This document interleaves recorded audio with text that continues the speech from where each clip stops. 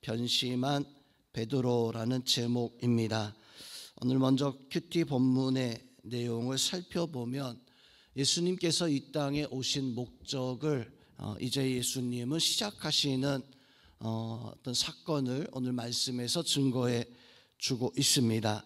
예수님이 이 땅에 오신 것은 대속의 죽으심을 위해서 이 땅에 오신 것인데, 대제사장과 군인들에게 체포되어져서 이제 재판 신문을 받으려고 대제사장 집에 끌려가시는 이 모습을 오늘 말씀 속에서 보여주고 있습니다. 예수님은 이 땅에 오셔서 여러 가지 일들을 하셨지만 예수님이 이 땅에 오신 목적은 딱 한 가지였습니다.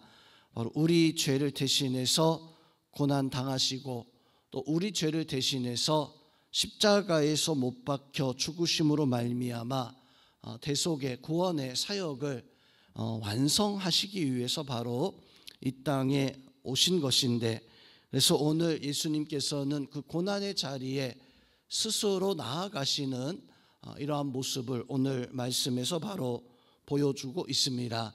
그런데 오늘 말씀을 보면 마치 대제사장의 명령에 따라서 또 군인들이 예수님을 체포해서 강제로 억지로 바로 끌고 가는 이런 모습을 오늘 말씀 속에서는 볼 수가 있습니다. 과연 이 예수님이 오늘 말씀대로 강제로 체포되어져서 끌려가셨는가? 어제 18장 1절에서 11절 말씀을 통해서 보면 예수님은 이미 모든 것을 다 알고 계셨고, 또 다른 복음서의 말씀을 통해서 보면 예수님은 스스로 바로 체포당하시고 또 스스로 끌려가시면서 이렇게 고난을 당하시고 십자가에서 바로 죽으심을 당하시게 되어지는데, 오늘 이 말씀 속에서 예수님은 왜 우리에게 바로 우리를 위해서 이런 고난과 또 어떤 십자가의 어떤 그 죽음을 당하셔야 했을까요? 또 오늘 말씀에서 제사장들과 또 예수님의 제자 베드로, 또 다른 한 제자가 예수님을 향해서 등 돌리고 배신하는 어떤 이런 모습을 보여주는데, 왜 이렇게 제자들까지도 예수님을 배반하고 예수님은 홀로 고난을 당해야 했을까요? 오늘 말씀이 우리에게 주시는 교훈이 과연 무엇일까 묵상해 보시기를 바랍니다. 먼저 오늘 말씀에서 등장하는 사람들은 대제사장이었었던 가야바, 또 안나스라고 하는 대제사장이 오늘 말씀에 등장을 합니다.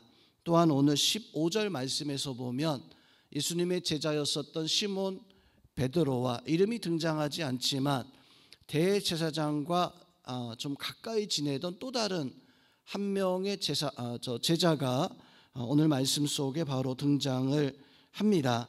먼저 13절 말씀에서 보면 당시 제사장이었었던 가야바, 또 안나스라고 하는 사람이 등장을 합니다. 오늘 말씀에서는 가야바가 대제사장이고 안나스는 그 옆에 있는 것처럼 보여지는 듯한 이런 모습을 보여주고 있지만, 실상은 누가복음의 말씀에서 보면 또 사도행전에서 말씀에서 보면 이 가야바와 안나스는 당시 대제사장이었다라고 이렇게 말씀을 해주고 있습니다. 두 사람이 대제사장이었다라고 하는 사실은 성경의 역사에서 보면 대제사장이 두 명이 있었던 시기가 딱 두 번 있었습니다. 바로 다윗왕 시절과 또 오늘 예수님이 재판당하시고 제자들이 사도행전에서 이 어떤 역사를 이루어갈 때, 그때를 제외하고는 모든 시대에서 오직 제사장은 딱 한 명이었었어요. 왜냐하면 그것이 하나님의 명령이었었고, 또 하나님의 명령을 또 지키기 위해서는 두 명이 필요한 것이 아니라 오직 한 사람만이 있었으면 되어졌었는데, 왜 다윗왕 시절에는 대제사장이 두 명이 있었는가? 바로 그것은 다윗이 가장 마지막 말년에 몸에 병들어서 바로 죽어가고 있었을 때, 거의 인생의 마지막 순간에 다가왔을 때 다윗 왕의 아들 아도니아가 당시 대제사장이었었던 아비아달과 함께 반역 쿠데타를 벌이게 되어지죠. 그때 다윗이 솔로몬을 불러서 솔로몬에게 사독이라는 제사장을 붙여서 바로 사독이 솔로몬과 함께 나라를 먼저 왕이 되었다 이렇게 공포할 때 사독이라는 사람이 대제사장의 역할을 하면서 바로 솔로몬을 왕으로 추대하는 사건이 있었습니다. 바로 그때 과도기 같은 상황이었었죠. 그러다 보니까 아비아달이라고 하는 제사장은 아도니아에게, 사독이라는 제사장은 솔로몬에게, 당시에 그런 어떤 과도적 상황 속에서 두 명의 제사장이 잠깐 있었던 그런 시기가 한 차례 있었습니다. 그때는 왕을 세우려다 보니까 한 사람의 제사장은 왕과 쿠데타를 하다 보니까 그렇게 두 사람의 제사장이 세워졌었지만, 오늘 말씀에서 요한복음에서는 마치 안나스는 제사장이 아닌 것처럼 보여지지만 실상은 두 사람이 다 제사장이었습니다. 이 당시에 두 사람이 제사장이었었던 것은 과도적 상황도 아니었었고 어떤 특별한 이유가 있었던 것도 아니었었어요. 그 이유는 딱 한 가지, 탐욕이었습니다.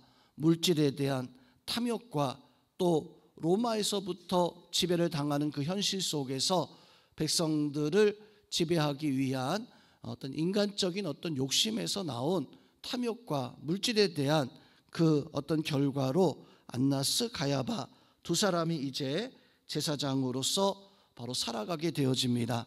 오늘 예수님은 그러한 시기에 바로 스스로 십자가의 길을 걸어가기 시작하는데, 예수님이 왜 스스로 이 십자가의 그 길을 걸어가기 시작했을까요? 바로 그것은 세상의 죄인들의 어떤 모함과 또한 그런 함정에 의해서, 특별히 오늘 제사장이었었던 안나스, 가야바 또 그 무리들에게 어떤 모함과 불법 재판을 통해서 이 예수님은 십자가에서 못 박히시는 그런 고난을 당하게 되어집니다. 즉 죄인들을 위해서 바로 이 예수님은 스스로 고난을 바로 자청하시는 그런 모습을 가지고 있었던 거예요. 또 한 가지는 오늘 예수님께서는 우리의 죄를 바로 용서하시고 우리가 죄 가운데서 해방시키기 위해서 바로 스스로 이 고난의 그 길, 죄인의 그 길을 걸어가시는 바로 예수님은 아무런 죄가 없었지만, 우리가 죄 가운데서 바로 영원히 심판받을 수밖에 없었지만 예수님이 그렇게 자원하시고 스스로 행하심으로 말미암아 우리가 더 이상 죄 가운데 거하지 않고 용서함을 받고 하나님 앞에 구원의 은혜, 구원의 역사 가운데 설 수가 있었던 것입니다. 또 한 가지, 예수님이 스스로 그렇게 이 고난 십자가를 지셨던 그 이유는 바로 구약 성경의 말씀들을 바로 그 예언의 말씀들을 이루시기 위해서, 특별히 구약 성경의 말씀 속에도 보면은 가장 유명한 것이 바로 이사야서 53장의 고난받는 종에 대한 예언의 말씀이죠. 그가 찔림은 우리의 상함 때문이고 라고 하는 그 말씀 통해서 예수님은 아무런 죄가 없는 마치 어린 양처럼 바로 이 십자가 도살장에 끌려가는 그 어린 양처럼 고난당하시는 그 예수님의 그 모습, 바로 구약 성경의 예언이었었는데, 구약 성경이 이러한 예수님에 대한, 하나님의 아들 메시아에 대한 예언은 창세기에서부터 말라기서의 말씀까지 그치지가 않습니다. 계속해서 그 예언의 말씀이 있었기에 예수님은 그 예언의 말씀을 바로 응답하시기 위해서 그렇게 행하셨던 모습을 볼 수가 있습니다. 또 한 가지, 오늘 말씀에서 보면 베드로와 또 다른 한 제자가 예수님을 옆에서 따라가는 그런 모습을 보여주는데, 이것은 바로 베드로 사도와 그 제자의 변심되어진 마음, 더 나아가서는 배반하는 그런 모습을 보여주고 있습니다. 즉 이 땅의 모든 사람들이 예수님을 배반하고 그 예수님을 하나님의 아들로 인정하지 아니했기 때문에 바로 예수님께서는 십자가에서 고난을 당하시는데, 성도 여러분, 예수님은 이 땅에 오셔서 그 죄인들, 제사장들뿐만 아니라 그 예수님을 모함하는 사람들뿐만 아니라 심지어는 오늘 말씀에서처럼 예수님을 따르던 제자들에게까지도 버림당하셨던 분이 바로 예수님이십니다. 뿐만 아니라 예수님은 하나님께서도 버리셨던, 하나님께서도 그 아들을 십자가에 버리셨던, 그래서 이 예수님은 모든 사람들에게 다 버림받고 바로 십자가에서 못 박혀 죽으셨던 분이, 철저하게 죄 가운데 바로 심판당하신 분이 예수님이십니다. 그렇게 예수님은 바로 죄인들에게 또 율법의 예언에 응답하시기 위해서 또한 모든 사람들의 어떤 버림과 하나님의 버림을 당하시고 스스로 그 십자가의 길을 걸어가셨던 분이 바로 예수님이십니다. 오늘 그 예수님을 우리가 바라보면서 우리도 그 예수님의 어떤 스스로 자원하신 고난의 역사가 아니었다면 우리는 예수님을 알지도 믿지도 구원받지도 못하였을 텐데, 그 예수님의 은혜가 있었기에 우리가 오늘 예수님 믿고 구원받아 이 예수님의 은혜 속에 우리가 기도하며 살아갈 수가 있습니다. 오늘 이 말씀 통해서 우리가 예수님의 은혜 속에 설 수 있는 우리의 심령들이 되어져야 됩니다. 마지막으로 오늘 말씀 속에서 은혜가 되어졌었던 것은 18절의 말씀에서 베드로의 모습 때문이었었어요. 베드로는 예수님이 체포당하시고 끌려갈 때 오늘 18절 말씀에서 보면 그때가 추운 고로 아랫사람들이 불을 피우고 서서 쬐니 베드로도 그들과 함께 있었다. 함께 서서 불을 쬐더라 라고 이렇게 말씀해 주고 있습니다. 이 말씀이 은혜가 되었던 것은 바로 베드로의 모습 같은 것이 우리의 현실의 모습이기 때문에 그런 것 같아요. 우리가 예수님께서 원하시는 어떤 큰 역사들을 이뤄나갈 수 있는 하나님의 자녀, 예수님과 함께하는 믿음의 사람이 되어져야 되는데 우리는 우리 딴에 사정을 가지고 바로 구경꾼처럼 혹시나 살아가고 있는 것은 아닌가. 오늘 베드로도 날씨가 추운 거로 불 쬐는 자리에 가서 그냥 불 쬐고 있는 이런 모습은 예수님이 채찍당하시고 고난당하시는 예수님의 그 모습과는 전혀 상관없는, 전혀 예수님의 제자라고 생각할 수 없는 그런 모습입니다.